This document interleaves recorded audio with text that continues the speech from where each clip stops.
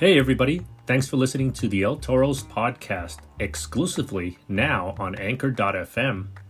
If you haven't heard about Anchor, it's the easiest way to make a podcast. Here, let me explain. It's free. There's creation tools that allow you to record and edit your podcast right from your phone or computer. Anchor will distribute your podcast for you so it can be heard on things like Spotify, Apple Podcasts, and many more. You can also make money from your podcast, which is always a plus, with no minimum listenership. And it's everything you need to make a podcast right at your fingertips and in one place.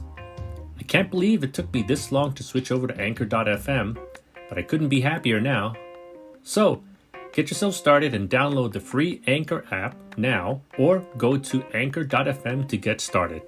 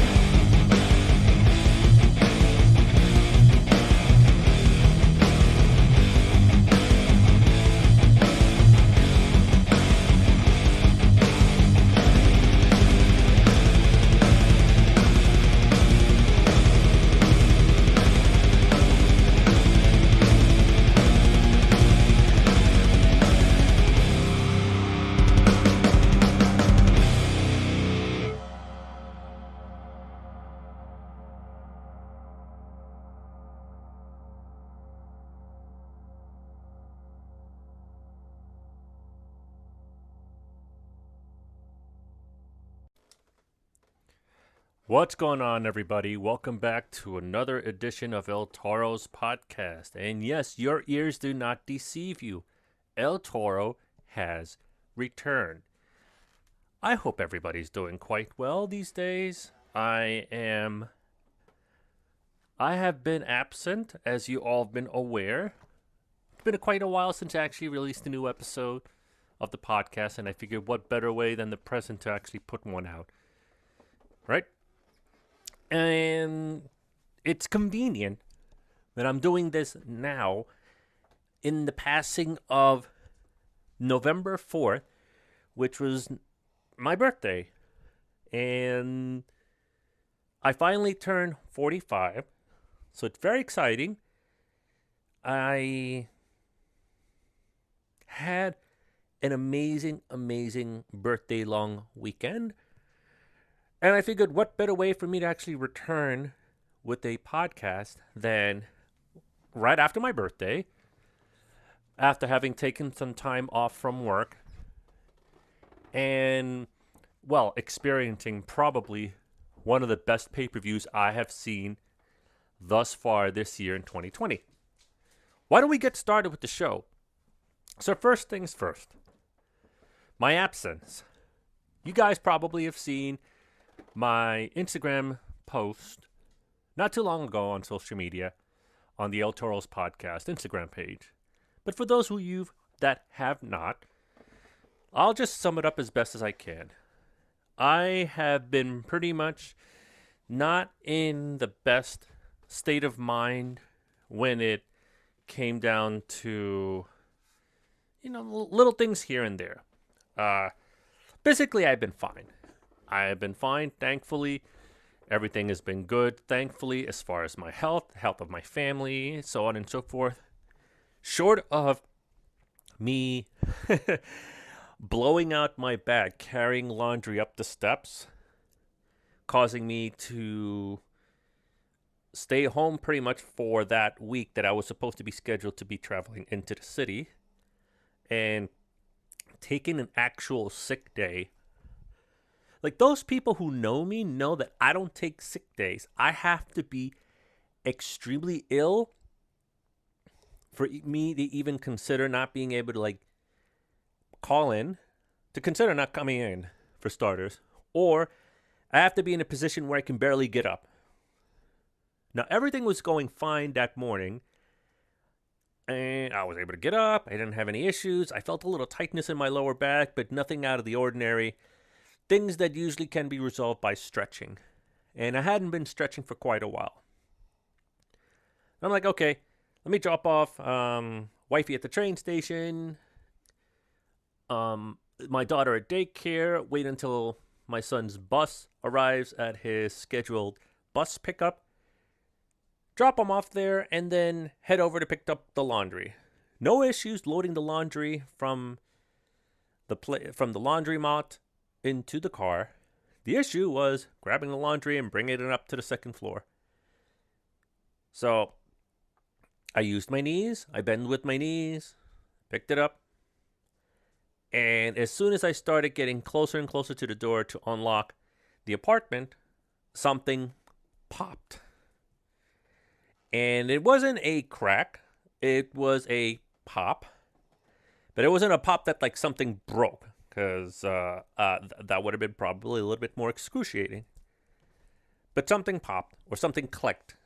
I think probably the best word is something clicked in there and wasn't in a good way. And the pain was so excruciating that I physically just dropped the bag right then and there the second I got in. And I'm saying, this doesn't feel good.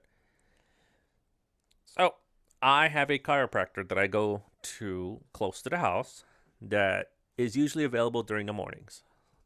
And God bless that he was there this morning on a Monday. I wasn't sure how the whole situation with the pandemic and the social distancing would be taken into effect, which is probably why I hadn't gone to my regular once a month visits.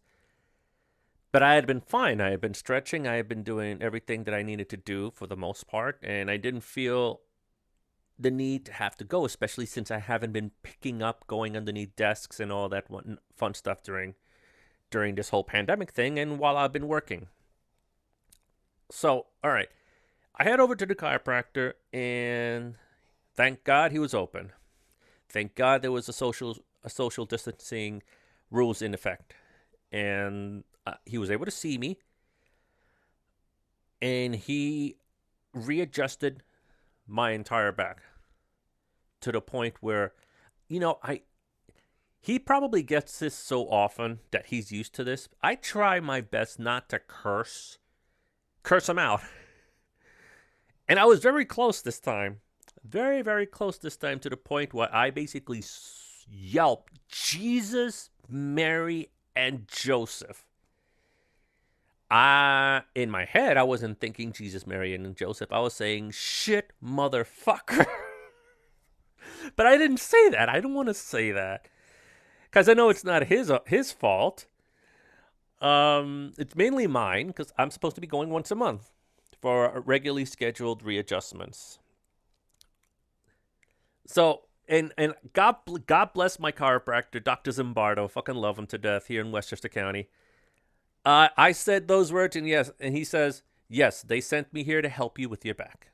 It's like he didn't miss a beat with that. But he readjusted me, and he pretty much said, you're going to have to go home You're going to have to lie down. You're going to have to rest. You can't pretty much. Do you work from home? I usually work remotely. Sometimes I was scheduled to go into cities. Like you can't even be sitting down for more than 15 minutes at a time. You got to rest because your body needs to reset itself. I'm like saying, well, shit, that wasn't what I was planning. So immediately I sent my email out to the office. I'm calling in sick today. And then I sent a message separately to my manager and to my supervisors, letting them know what the hell happened. So what I was supposed to be scheduled to be to go in that week to work in the city, I pretty much stayed home all that week, working from Tuesday onwards. And that Monday that I had my back readjusted, pretty much stayed home, lying down, water, lunch, and lie down, and bathroom, and so on and so forth. Dog was really happy I was home, though. He was lying right next to me, like he is right now. So there's been that. That's the only issue with my health physically that's been on. But thankfully, wifey is fine. The kids are fine. The dog is fine. Everybody here, family is fine. But mentally, I haven't been in a state of mind where I can sit down and produce a podcast. So, but then I started catching up on a lot of TNT and AEW and a lot of those episodes and a little bit of Impact here and there. Obviously, whenever I get a chance, I'll load up the Fire Stick and log into the New Japan World app and catch some New Japan wrestling and whatnot. And whatever I find on YouTube, I check out stuff for the WWE. I haven't had like the legitimate energy to open up the Hulu account just to watch Raw or SmackDown. I'll read up upon it on Wrestle News, on WrestleZone, or whatever glimpse I catch on the Instagram pages, Twitter pages, and YouTube. Quite honestly, because let's face it, WWE hasn't given me much of a reason to talk about anything. Now, when I say WWE, because this is the whole mentality of how Vincent Kennedy McMahon and I guess Dunn and Carano and whoever else is in that inner circle, that, no pun intended, the little inner circle of the WWE. But they don't consider NXT as its own brand. They consider NXT as a lower brand, which is why it's never made mention on public on TV, on cable, or anything of the sort as a big brand. It's always the developmental brand. So the brands they care about is Raw and SmackDown. The only ones apparently who seem to care about the NXT brand are the true loyal NXT fans, such as myself, Triple H, Shawn Michaels, because they're part of the head creatives.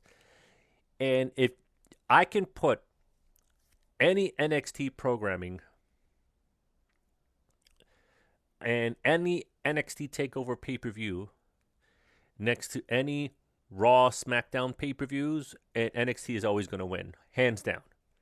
Hands down.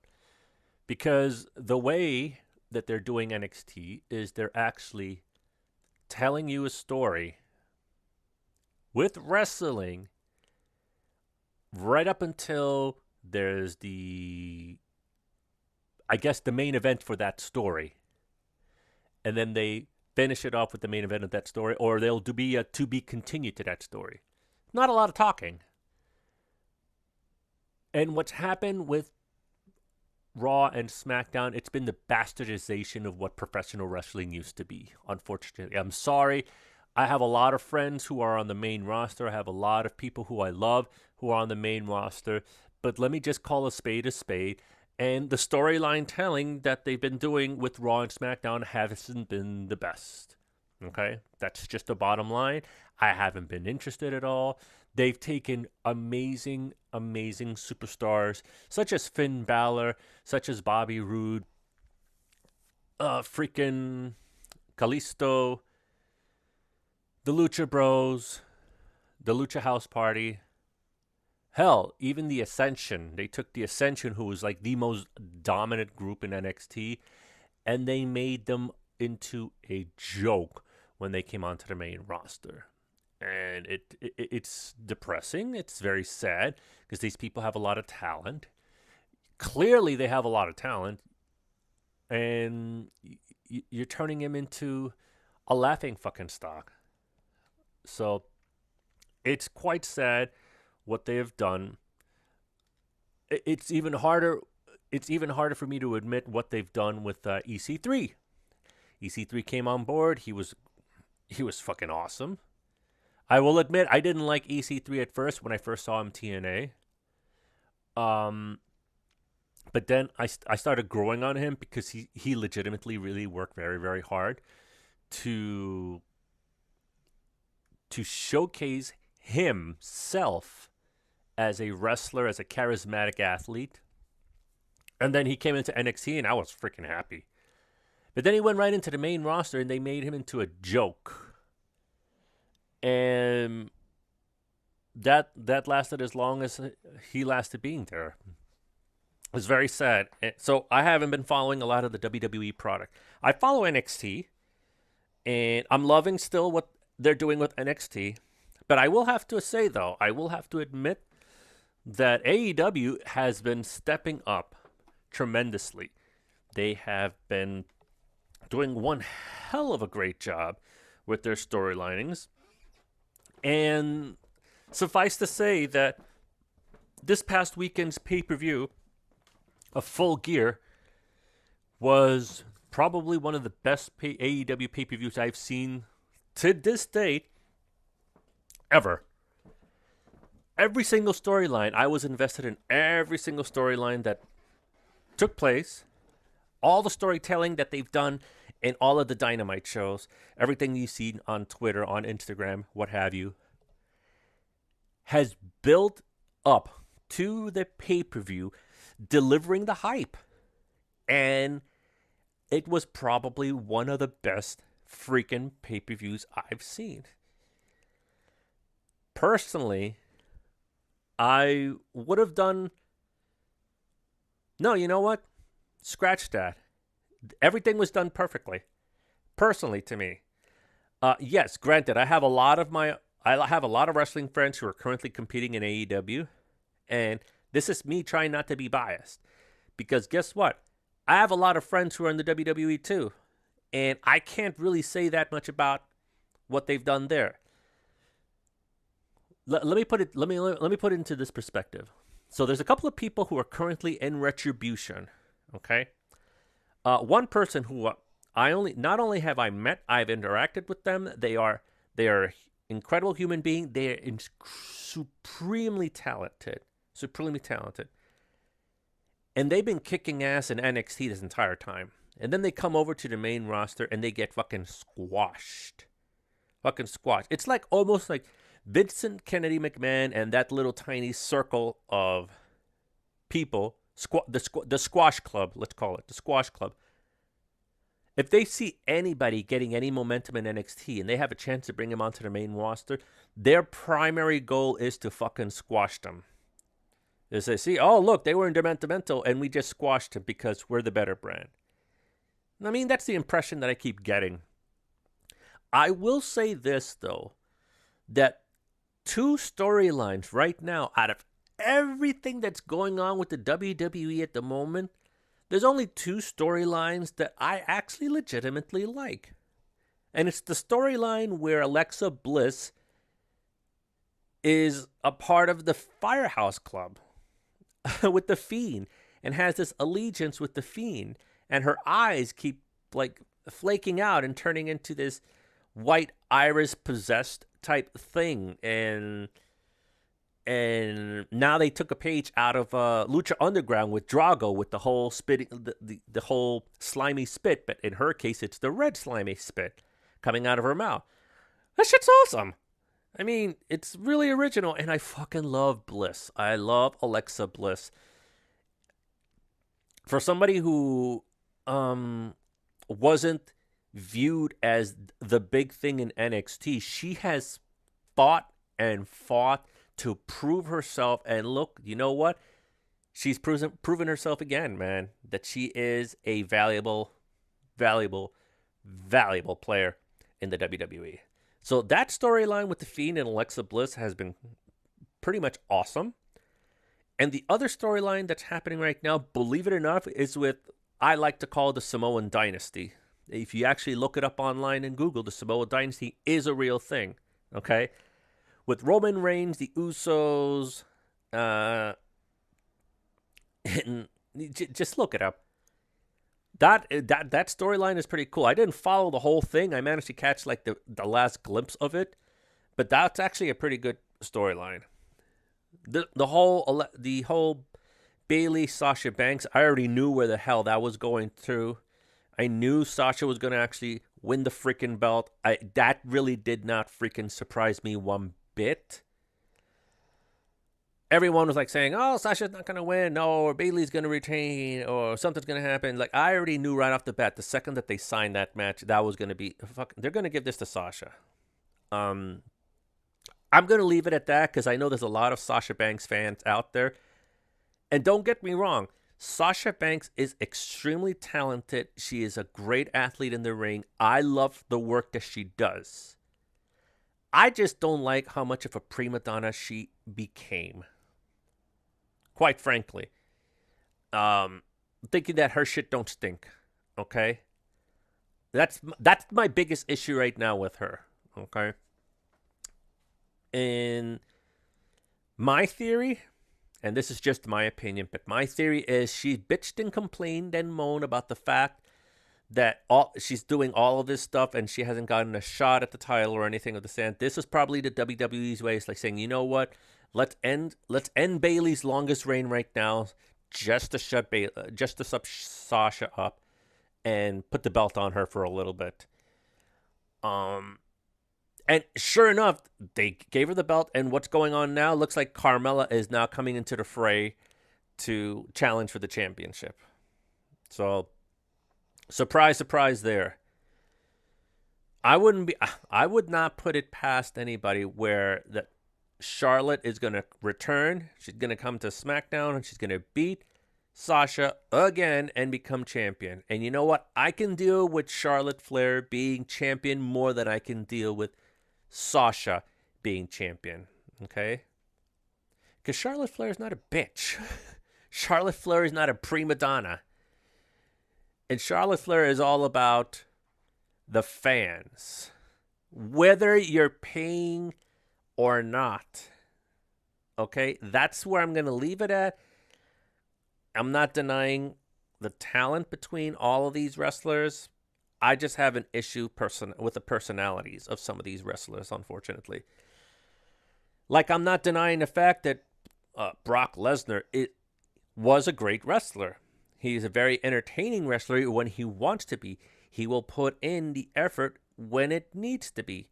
But his name now has gone so far that what does he do? He does several German suplexes. He does several release German suplexes, Kimura lock, an F5, and a 1-2-3, and that's it. He's become a living joke. At least Goldberg had a little bit few more moves, and even then, I have an issue with Goldberg being unsafe now these days. But that's a story for another day. So coming back to AEW. One of the biggest matches that I was really looking forward to, obviously, Kingston versus Moxley. I met Eddie many years ago at a 2KW Pro event that I was sponsoring the match, and I got to tell you, dude's fucking brilliant. He is a great guy, very humble, despite the fact that he doesn't think he is, but he's a very humble motherfucker.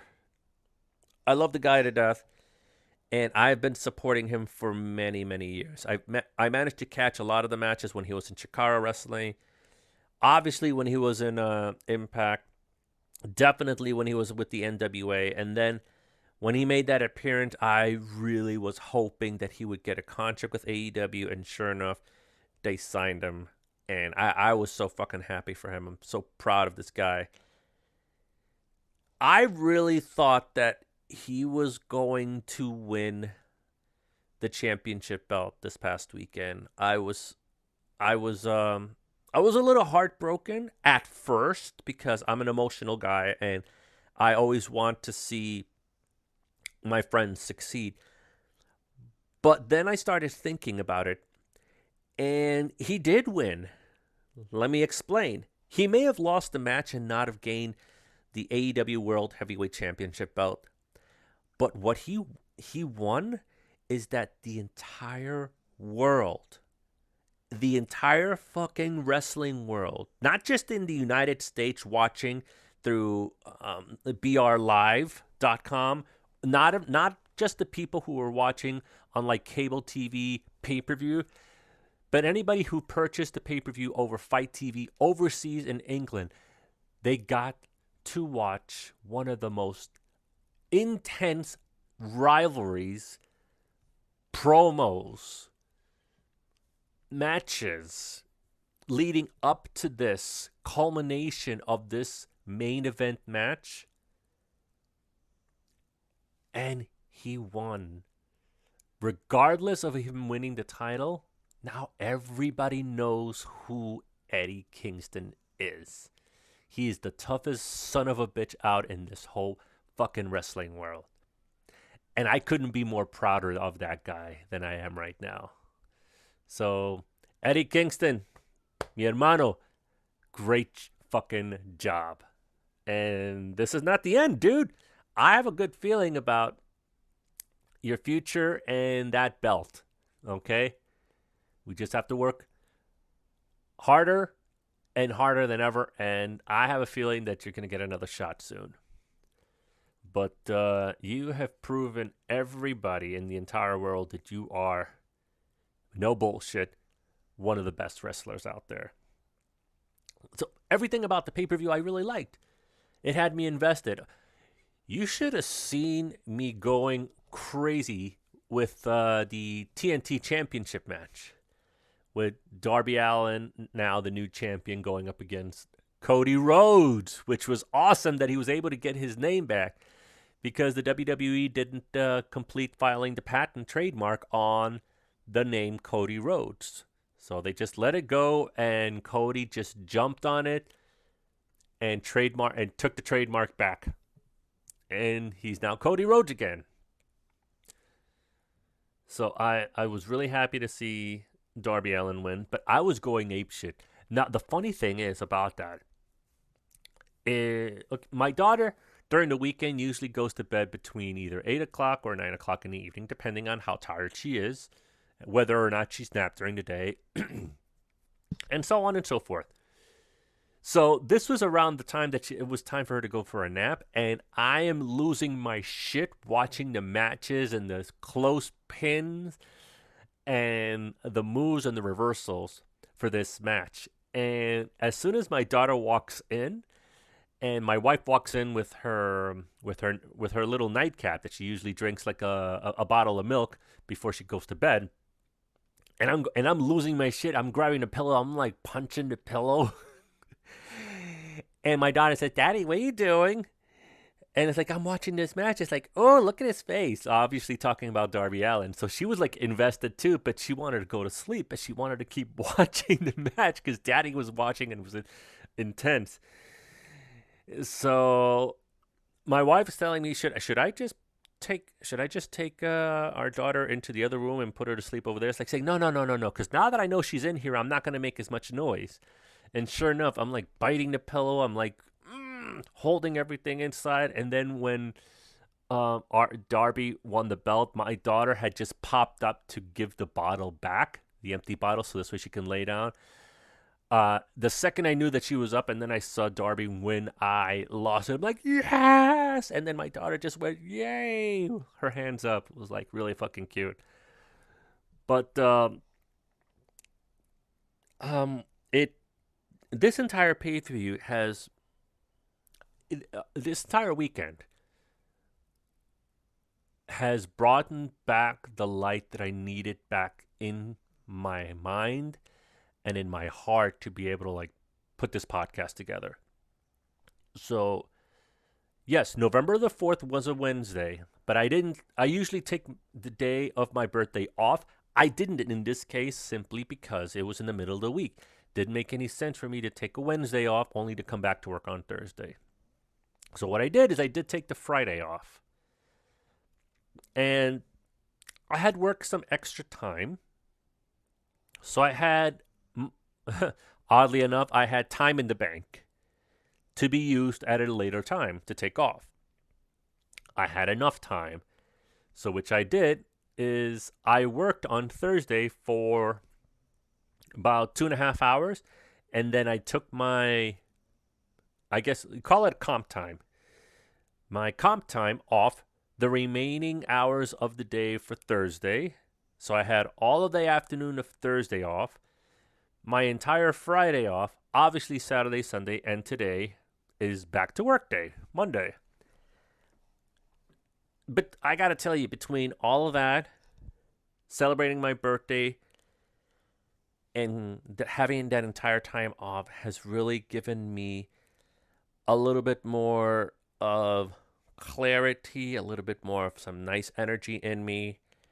The knowing that my wife today is actually starting her brand new position as a supervisor closer to home for the same company is super, super happy, super, super exciting. I'm really, really happy for her. And being able to enjoy like a good fucking cheesecake, some beers this whole past weekend, eat the stuff that I have been craving for a while. We went to a really good steakhouse. My in-laws gave me a gift certificate for a really good steakhouse close by. So wifey and I had a little date night in the process of that. I got to enjoy a little bit of fried chicken and some sushi, some Colombian food. We went to the aquarium this weekend with the kids. The kids loved going to the Norwalk Maritime Aquarium in Connecticut. And I got to enjoy just watching some movies, some TV shows, and some video games. And after watching that pay-per-view, all of this came full circle to me and brought a nice positive light back into me. And without even expecting anything, I signed on to my social media. I signed on to my Facebook, and I see all these people, obviously family and like really close friends that I've known for years. But I'm also seeing some really sweet messages from my wrestling family. And all of this, like I was saying, came full circle and bringing the light back into me to be able to say, you know what, I'm gonna try podcasting again. So a huge shout out to in no particular order whatsoever, but a shout out to the Lawsome one, the Colossal Mike Law, for sending me a really, really sweet voice message. Telling me happy birthday. A wonderful thank you to the Answer to Your Prayers, Miss Ariel Enix, for hitting me up as well. My girl Candice Cordelia, I love that girl to death. She sent me a nice direct message, giving me a happy belated, but a happy one no less, and just doing the regular check-in. And there's so many people that literally reached out to me from my wrestling familia. Joe K, the Gift King, thank you so much for remembering. I never realized just how many freaking Scorpios I know between longtime friends and my wrestling familia.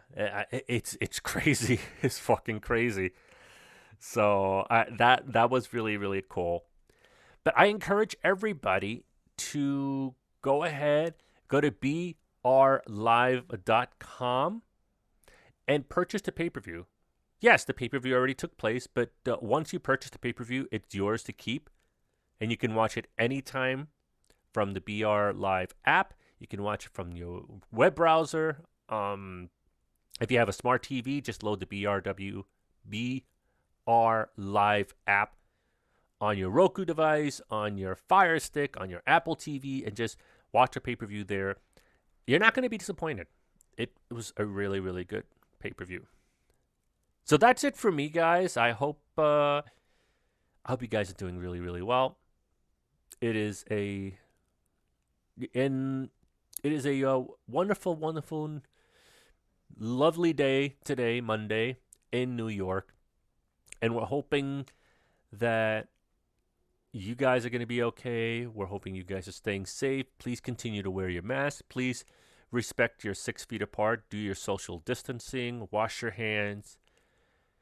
Avoid being in huge, large crowds that aren't adhering to the social distancing guidelines. Let's try to nip this fucking COVID in the bud as best as we can. The more we adhere to this, the more we can be able to burn this fucking virus out so we can be able to have some sort of normalcy within the next year or so. I love you guys very, very much. Thank you for still sticking with me. Thank you for supporting me. Thank you for listening to my podcast. This is El Toro signing off. And be safe.